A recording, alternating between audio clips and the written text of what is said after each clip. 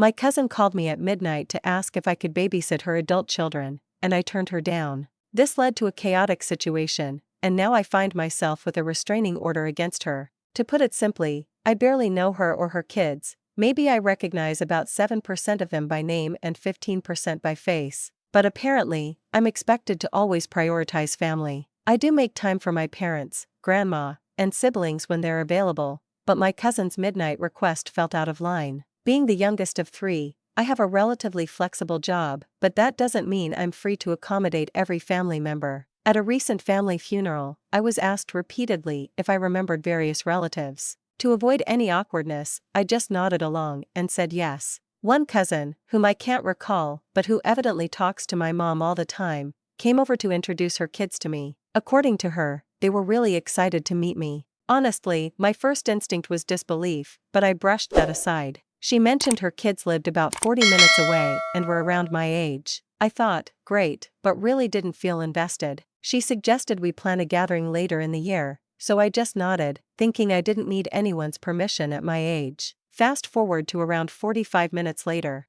I got a call from a number in the city where most of my family lives. Naturally, I felt a bit anxious, especially since my grandfather had only recently passed, and my grandma was there too. So, I answered the call. "Hey, it's your relative. How are you?" My first thought was, who the heck is this? I managed to say, "What's up? Is everything okay?" "Yes, everything's fine," she replied, sounding surprised by my concern. She went on to ask when I'd be free for lunch this weekend, mentioning her kids by name. I was taken aback. I couldn't believe she called me at midnight to set up a playdate. As I tried to process it, I realized we had talked about getting together at the funeral. But this woman was expecting me to take her kids out for lunch after their campus tour that Saturday. Her son is just 18 and can't drink, yet she rambled on about how her daughter, who is 22 and has no concept of moderation, isn't allowed to drink unless her parents are present. I was completely caught off guard by the whole conversation. I can't help but wonder what a 28,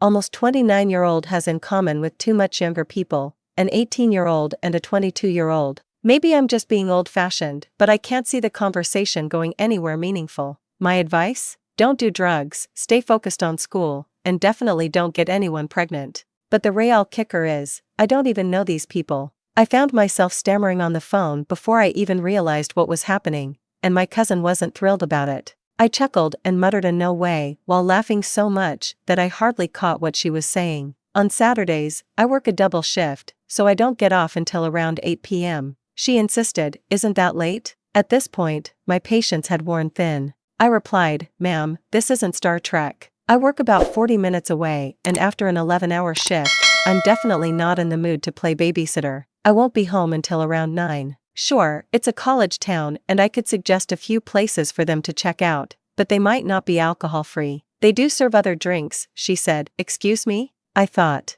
Your mother didn't teach you how to treat family with respect? I barely know you, and you're calling it such an inconvenient time to plan a dinner with your kids who aren't even my age. We're all young adults, girl, I reminded her. I pay for my own health insurance, we are not the same. Please don't call me again. After I hung up, I had a brief spat with my fiancé, who had been stirred awake by this whole ridiculous situation. Of course, she wouldn't let me live it down during the day. Deep down, I kind of hoped she'd complain to my mom about my behavior, thinking that might lead to a reprimand for calling us at such a late hour. Still, I knew my mom would probably tell me to be more polite. Honestly, I thought I did well by keeping my language clean, given my zero-tolerance policy for profanity. Ironically, I jokingly mentioned my cousin calling my mom to complain about me, and wouldn't you know it, that's exactly what happened. My cousin woke up my hardworking, exhausted mother just to report back about me. My mom is an absolute gem, yet I've seen her go off on people without warning. The sweet persona she puts on isn't just for show, she can be quite fierce. She mentioned saying a few choice words, which probably means she cursed at my cousin, but didn't go into detail. After having her coffee, my mom called my cousin to get the full story, and a short while later, she rang me up. With a curious tone, she asked, "Did you really make a Star Trek reference about why you couldn't have dinner with your cousin's kids?" I confirmed it, noticing her struggle to keep it together as a mother. "Seriously? Do you think I have a transporter in my pocket?" I could hear her trying to hold back laughter. "Honey, I don't think she got your humor. Given that we barely know each other, that wasn't surprising. At that point, my mom burst into such loud laughter that my dad heard it from another room. I could hear him laughing through the speaker. My mother didn't quite have the strength to tell me to apologize yet, even though I knew she wanted to. She suggested I wait until my cousin calmed down a bit, promising to keep me updated. At the time of the call, I was on my way to work, which almost caused me to crash my car. I understood my cousin's behavior was ridiculous, but my mother asked if it was really appropriate for me to laugh at her. I won't share exactly what Mom said next, but in her moment of frustration, she came up with a rather colorful nickname for my cousin that included the N-word. Don't worry, we're all black, but I had never heard my mother use that word before. It shocked me that she was able to reach out to her at all, much less have a normal conversation afterward. It was clear that my actions didn't hold a candle to her fury when she felt exhausted. I decided from now on to refer to my cousin as this raccoon dog, since I'd had enough of her antics. As I worked on a new beer recipe I developed during my day off, I found myself in the kitchen with my brew pot. To give you some context, the first step in home brewing is preparing the wort, which is just sugar water. First, you boil grains in a kettle, then turn off the heat to add malt extracts, stirring until everything dissolves. After that, you boil the liquid again and add hops for flavor and bitterness. I even incorporate some of my own ingredients during the boil to make my brews more complex. Since these elements take time to develop, I make sure not to waste anything. This will matter later. Then, the raccoon dog from hell decided to call me while I was relaxing. Curiosity got the better of me, and I picked up instead of sending her straight to voicemail. Hey. Hi, this is RD. Oh, hello. What's up? I wanted to apologize for the other day. I totally lost track of time. I usually stay up late talking to someone. I can't relate. Yeah, I understand. No worries. Inside, I was fuming. So, listen, I was hoping you'd reconsider hanging out with blah and blah, even though we didn't start off great. I know you were worried since they don't know anyone in that town. I understand. You just want them to feel comfortable. Exactly. They're their mother, after all, just trying to make sure college is enjoyable for them. I personally hated going to class and spending time with strangers. I took online classes to avoid mingling at college. I get that. Thanks for understanding. Your mother told me that because of your job, you need to plan these things in advance, RD said. Since we'll all be gathering together, I was thinking about Thanksgiving or Christmas. Sure, I don't see why not. We'll all be in the same place. Great, they'll be thrilled. With a light clatter, I placed the brew kettle back on the stove. Sounds good. Are you cooking something? Yes. You know how to cook, right? What are you making? I'm currently brewing wort for a new beer recipe I'm experimenting with. Wait, what's wort? Oh right, it's the sugar base for beer. Did you say beer? Yes, I am brewing some. Huh, does your mom know what you're up to? I think she does since she knows I can make beer. Awkward silence. I said beer, not anything illegal. Did you think I meant something else? No, but your concern seems a bit overboard. I just wanted to clarify. Well, I'm worried about how that might affect kids. Maybe it's best to avoid that topic when you're around family. I get that some traditional families may not approve of my hobbies and career choices, but it does sting a bit when my mom reacts negatively to something I'm passionate about. Considering I'll be visiting them over the holidays and tend to keep my interests to myself to avoid conflicts, I ended the call when that came up. I thought it would save trouble. I just nodded along instead. Now, on to the last point. I noticed there are a lot of affordable apartments and student housing in the area. I'd like to know which ones are worth looking into that are close to both the school and you. That's when I realized reality struck. Honestly, I couldn't help but smile a little. The rates for 2-bedroom apartments are pretty reasonable and it's only a 5 to 10 minute walk to the school. That's great. You could end up living right next to me. Speaking of that, we'll actually be moving to the city where I work before the year ends, which is over 40 minutes away, so we won't be around anymore. Wait, what? Are you saying you won't be able to visit them? Imagine a shocked Britney Spears face here. No, not really.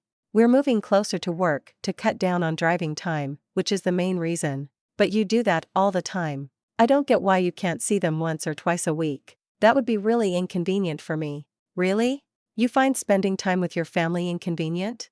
Don't you drive to visit your parents? Sure, but it's mostly due to traffic. So you'll be farther away and still manage to see them? I don't see how it's so inconvenient for you to drive halfway to visit family, especially on a day like today when you should be with them instead of brewing beer. Honestly, it feels like your priorities might be a bit skewed. For the rest of this discussion, I decided that keeping things civil wasn't necessary and let my frustrations out, even though I usually choose my words carefully in our conversations. I'm sorry, did you really just compare the importance of your kids, whom I've never even spoken to my parents? That pushed me over the edge. Let me start by clearly stating that I have no idea who you think you are. Seriously, who are you? What do you think I owe you? What part of my day do you think you deserve to reclaim? Why are you back in my life? If we hadn't crossed paths again, what would I have missed? Oh right, nothing, since I don't know you. And by the way, I don't have an attic, so your decision to move in doesn't concern me. Years ago, before I could even remember your name, I was planning to visit my folks and bring them all the homemade alcohol I could make. Thanks a lot for distracting me, because now my word is ruined with this kettle boiling over. I almost lost it when I heard my fiancé burst out laughing in the next room, but that was just in the heat of the moment. He later told me I sounded like an angry character from the Powerpuff Girls. Honestly, I was so focused on cleaning the sticky mess off my stove and floor before my cat could get to it that I don't recall if she said anything else after that. I ended the call with a frustrated "see you on Thanksgiving," which was about all I could manage in my annoyance. I doubt anyone will bring it up later, since it was so out of character for me. I don't get angry often, and when I do, my parents tend to make sure I'm okay and steer clear of the topic. I have to give my fiancé some credit for making me laugh so quickly after the chaos of the pot boiling over. When he came to help me clean, I jokingly asked if he thought I'd be punished for my outburst. He said he believed I scared her off enough for her to retreat to her little hideaway. For the first time since Thanksgiving, I've had absolutely nothing to do. I want to express my gratitude to everyone who took the time to read this. It's the final chapter of this chaotic saga. I'm glad I could keep you entertained. I know many expected some sort of media circus during family dinner, but this is the moment you've all been waiting for. To be honest, I was hoping for it too. This year, however, the goddess of chaos decided to be my best friend, making the holiday absolutely perfect for me. My family's Thanksgiving was cancelled. My fiancé and I worked on Black Friday, my grandma chose to stay home to honor my grandfather, and my parents went to visit my brother. So, we ended up enjoying a peaceful Thanksgiving at home. We spent the day watching horror film marathons while snuggled in pajamas, feasting on a delicious meal and delightful drinks I had prepared. It felt like bliss, like a cat lounging in a room full of tuna. Then my phone rang. I ignored the number since I didn't recognize it. They left a voicemail, but that could wait until tomorrow because I was on holiday. But then, another call came in. Same person. Then another, and yet another. I was seriously considering placing my phone inside a salt barrier to ward off this relentless stalker. My fiancé, with his usual logic, suggested I listen to the voice message I'd completely forgotten about. We hit play together to hear it. "This is your landlord. I'm using my personal phone since the office is closed. I'm sorry to disturb your vacation, but I need you to call me back as soon as possible." You might be wondering where the raccoon dog comes into play, but by this point, I had already missed 8 frantic calls from this woman. Oh baby, this is going to feel like Christmas, I thought. I don't remember the whole conversation, but I can piece together most of it. My landlord wasn't particularly professional, but I can't blame her for being irate. I called her back. "Hey," I said, but she sounded like she had just found a turkey stuck in the toilet. "I'm so sorry, I didn't realize it was you," I started to explain. "No, honey, I get it. You were on vacation, don't worry about it." She interrupted me with a nervous laugh. "So, what's going on? Do you know a woman named Raccoon Dog?" she asked. Her name meant nothing to me, so I replied, "Not that I can recall." "Well, she's been yelling at our courtesy officer for the past hour and a half, and she knows you. She's claiming that ever since you invited her kids over, she can't get in touch with you." I was still piecing things together because I hadn't spoken to this person in a month, and all I could think when my landlord called me on Thanksgiving was that it was an eviction notice. Neither of us invited anyone over, so I have no clue who that could be, I clarified. Exactly. That's what I thought. You guys never have anyone over anyway, my landlord said, leaning into her full nail salon black lady persona. Given that my fiancé and I are complete introverts, I hoped my landlord was managing okay. She continued, "But this woman knows who you are and has been insisting we give her your room number without mentioning your fiancé. Seriously? No legitimate business would disclose tenant information like that. That's still illegal, even if we wanted to," I replied. "What's she doing?" "She's parked in a fire zone with her kids in the car. yelling about police brutality because our courtesy officer gave her a ticket and warned her that if she didn't move, we'd have her car towed, my landlord explained. My apartment complex is really close to the university, and the road leading to the properties is a popular route for students heading to various university buildings and frats. They take this very seriously. If there were a fire in that area, that section would undoubtedly be blocked off. Parking in front of a fire zone here carries a fine ranging from $500 to $2,000, depending on the location and severity of the violation. Did she move her car? I asked. No, my landlord replied. She threatened the courtesy officer after getting fined for parking in the fire zone. Her kids are still in the car, and he had to call for backup. My fiancé, sitting next to me, burst out laughing like a lunatic while I cackled nervously. I still had no idea who this woman was. Yo, it's Raccoon Dog, my fiancé texted my mom. 55 what? What dog? My landlord cut in, sounding utterly drained. Then she asked, can you formally state that you didn't invite her and don't want her here? I explained everything from the start. I could almost hear the life drain from her voice as she began laughing. Then, with what can only be described as elegant resignation, she said, okay, I've got this, expletive. Have a great Thanksgiving, you too. We hung up, but I couldn't stop thinking about her kids and how mortified they must have been. By then, I was still in shock, trying to process the madness. My fiancé just clicked play on our movie, looked at me, and said, eat. Watch. So I did, though I nearly choked on my food from laughing. Every time I tried to say something, he stopped me. Nope. Nope. Nope. Later, I found out that Raccoon Dog, yes, RD, had called my mom. She'd thrown a massive fit, accusing me of lying about spending Thanksgiving with her kids. Turns out, during that same call, she was hit with a $2,000 fine from the courtesy officer. To make matters worse, her husband had to pay $3,500 to bail her out of jail. She also received an additional $7,500 in fines for trespassing, resisting arrest, and threatening violence toward a police officer. And somehow, I'm still the expletive worst.